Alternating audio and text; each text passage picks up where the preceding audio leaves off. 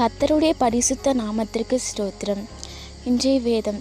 அப்பொழுது 18 வருஷமாய் பலவீனப்படுத்தும் ஆவியை கொண்ட ஒரு ஸ்திரீ அங்கே இருந்தாள்.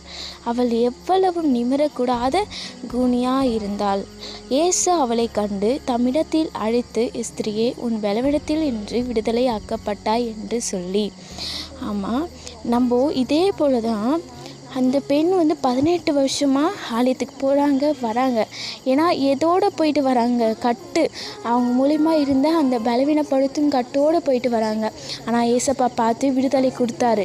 அதே போல் தான் நம்மளும் எத்தனை வருஷமாக ஆலயத்துக்கு போகிறோம், எந்த கட்டோடு நம்ம போய் கொண்டிருக்கோம் வருகிறோம் சோதித்து பார்க்கணும்.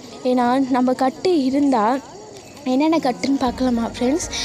பாருங்கள், நமக்குள்ளே இருந்த ஒவ்வொரு அந்த மாம்சமான ஆசைகளும் இச்சைகளும் ஒரு கட்டு தான்.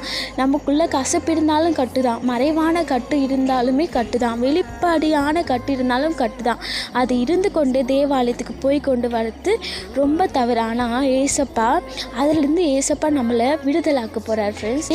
பாருங்கள், நம்ம அது போல் இல்லாத நம்ம விழிச்சு ஏசப்பாக்காக ஓடணும், ஏசப்பாக்காக இருக்கணும்னு சொல்லிட்டு தேவனை நிமிர்ந்து நம்ம துதிக்கணும், ஆராதிக்கணும். அவங்க விடுதலை ஆயினோன்னுமே தேவனை நிமிர்ந்து நின்று துதிச்சாங்களாம், மகிழ வச்சாங்களாம். அதே போல தான் ஃப்ரெண்ட்ஸ், நம்ம இந்த நிமிஷம் நம்ம எந்த கட்டோடு இருக்கணும்னு சொல்லிட்டு நம்ம சோதித்து அதை ஆராய்ச்சி தேவனிடத்தில் ஒப்பு கொடுத்து நம்ம சரி பண்ணிக்கின்னு தேவாலயத்தில் போயிட்டு தேவனை நிமிர்ந்து ஆராதிக்கலாம் ஃப்ரெண்ட்ஸ்.